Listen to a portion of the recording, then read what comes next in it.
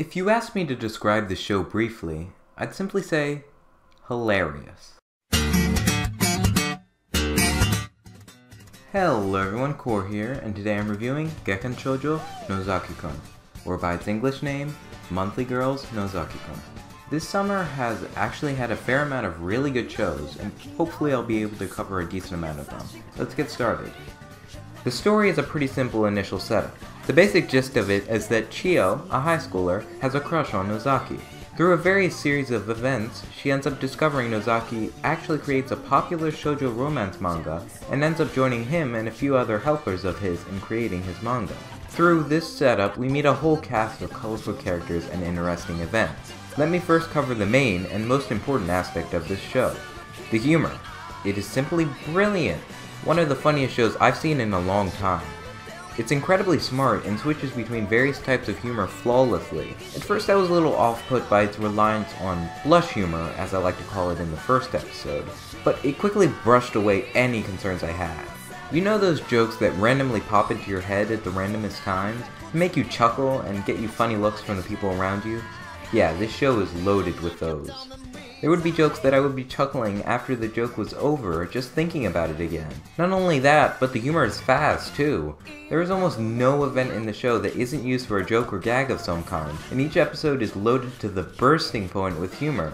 And there are plenty of parodies of common shoujo manga and anime tropes, often displayed through the contrast between Nozaki's manga and their lives.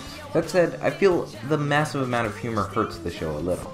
A common flaw in comedies is that they lack substance, or fail to properly balance drama and humor. This show has literally no real drama of any kind, and the characters' relationships were very underdeveloped due to the lack of jokeless moments that are used to develop the characters and their personality. Though this show is hilarious, I wouldn't have minded just a little less humor in order to give the show more depth. While the final episode focused more on being heartwarming and pleasant, even then it failed to make a satisfactory commitment, despite still managing to be a really enjoyable finale to the series. For the majority, these characters were handled very well. Their interactions with each other are extremely enjoyable to watch, and most of the cast has really good comedic chemistry. As I mentioned earlier, a lot of these characters don't have much development due to the near-explicit focus on humor, but they are still very fun to watch.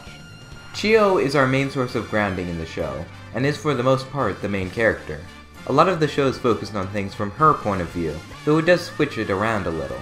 Her inner monologue and quick and varied display of emotions and reactions brings a lot of the humor, and she definitely was one of my favorites in the show. She was a solid character that really made you root for her. Nozaki is one of the more distant people in the show.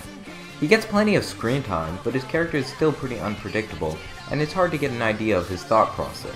As the show goes on, we do get a bit more of an idea what he's like, and it's very fun to see his almost childlike way of going about things, especially considering his manly and mysterious demeanor.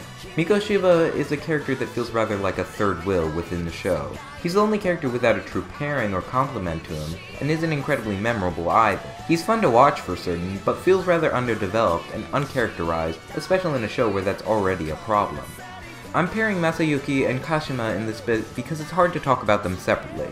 These characters are incredibly funny. The show really knows how to do proper slapstick, and Masayuki's reactions to Kashima's actions are hilarious. Their moments together are some of the funniest in the entirety of the show. Separately, Masayuki is a good character, and like Chio is very solid and pretty grounding. Kashima, on the other hand, is a lot less well defined, and a lot of her actions are either based around her popularity with girls, or her obsession with Masayuki. Now I have to mention Seo and Wakamatsu.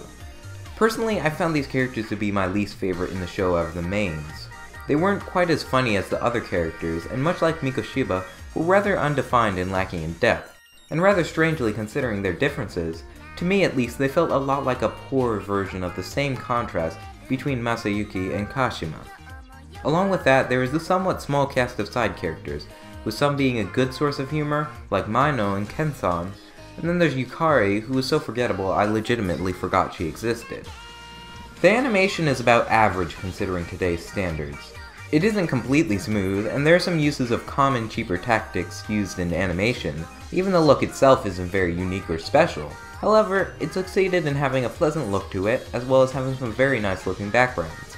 The animation on the character expressions, overlays, and insane reactions all contributed beautifully to the humor, and the show likely wouldn't be near as funny without it.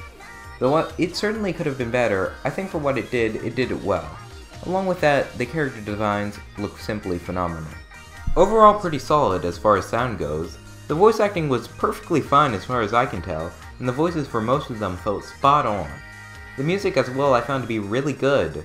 Generally I don't remember the soundtrack to a show, especially comedies, considering how much the humor distracts you from the music, but I noticed this show had a really good OST that pleasantly contributed to the mood of the show, changing pace and tone to fit the varying situations.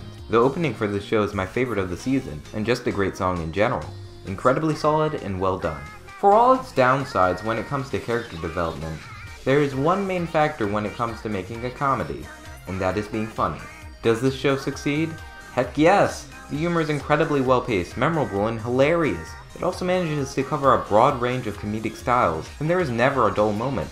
Even further, due to the quick yet brilliant pacing of the show, it has an incredibly high rewatchability level.